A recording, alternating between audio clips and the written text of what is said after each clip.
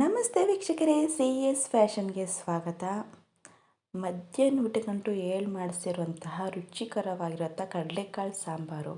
ಒಂದು ಕುಕ್ಕರ್ ಇಟ್ಕೊಳ್ಳೋಣ. ಕುಕ್ಕರ್ ಕಾದ ತಕ್ಷಣ ನಾವು ಒಂದು 4 ಟೀ ಸ್ಪೂನಷ್ಟು ಎಣ್ಣೆ ಹಾಕ್ಕೊಂಡು, ಎಣ್ಣೆ ಕಾದ ತಕ್ಷಣ ಈರುಳ್ಳಿ ಹಾಕ್ಕೊಂಡು ಚೆನ್ನಾಗಿ ಒಂದು ಬ್ರೌನ್ ಕಲರ್ ಬರೋ ತನಕ ನೀಟಾಗಿ ಫ್ರೈ ಮಾಡ್ಕೊಳ್ಳೋಣ.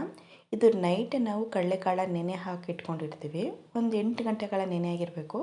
ಈ ಕಡಲೆಕಾಳ ನೀಟಾಗಿ ಒಂದು 2 ಸಲ ವಾಶ್ ಮಾಡಿಕೊಂಡು ಒಗ್ಗರಣೆಗೆ ಹಾಕೊಳ್ಳೋಣ. ಇದಕ್ಕೆ 1/4 ಟೀ ಸ್ಪೂನಷ್ಟು ಅಡುಗೆ ಅರಿಶಿನ, ಒಂದು ಸ್ವಲ್ಪ ಉಪ್ಪು ಹಾಕ್ಕೊಂಡು ನೀಟಾಗಿ ಫ್ರೈ ಮಾಡ್ಕೋಬೇಕು. ಅದು ಹಸಿ ಸ್ಮೆಲ್ ಹೋಗೋ ತನಕ ನೀಟಾಗಿ ಫ್ರೈ ಮಾಡ್ಕೊಳ್ಳೋಣ. ಫ್ರೈ ಮಾಡ್ಕೊಳ್ಳೋದಕ್ಕೆ ಸ್ವಲ್ಪ ನೀರು ಹಾಕ್ಕೊಂಡು ಕುಕ್ಕರ್ ಕ್ಲೋಸ್ ಮಾಡಿ ಒಂದು 4 ವಿಸಲ್ ಬರ್ಸ್ಕೊಂಡ್ರೆ ಸಾಕಾಗತ್ತೆ.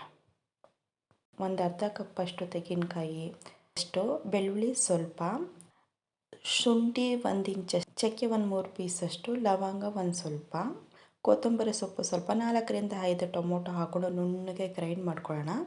ಈಗ ಆಲ್ರೆಡಿ ಕಾಳೆಲ್ಲ ಬೆಂದಿದೆ, ಅದಕ್ಕೆ ಮಸಾಲೆ ಎಲ್ಲ ನೀಟಾಗಿ ಹಾಕ್ಕೊಂಡು ಸಾಂಬಾರು ಪುಡಿ ಖಾರಕ್ಕೆ ಎಷ್ಟು ನೋಡ್ಕೊಂಡು ಹಾಕ್ಕೊಳ್ಳಿ. ನಿಮ್ಗೆ ಎಷ್ಟು ಬೇಕು ಖಾರಕ್ಕೆ ನೋಡ್ಕೊಂಡು ಒಂದು ಅರ್ಧ ಟೀ ಸ್ಪೂನಷ್ಟು ಗರಂ ಮಸಾಲ ಹಾಕ್ಕೊಂಡು ರುಚಿಗೆ ತಕ್ಕಷ್ಟು ಉಪ್ಪು ಹಾಕ್ಕೊಂಡು ಚೆನ್ನಾಗಿ ಮಿಕ್ಸ್ ಮಾಡ್ಕೋಬೇಕು.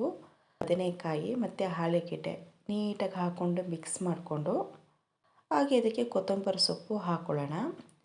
ಕುಕ್ಕರ್ ಕ್ಲೋಸ್ ಮಾಡಿ ಒಂದು 3 ವಿಸಲ್ ಬರ್ಸ್ಕೊಳ್ಳೋಣ. ಆಲ್ರೆಡಿ ಸಾಂಬಾರು ಆಗಿದೆ.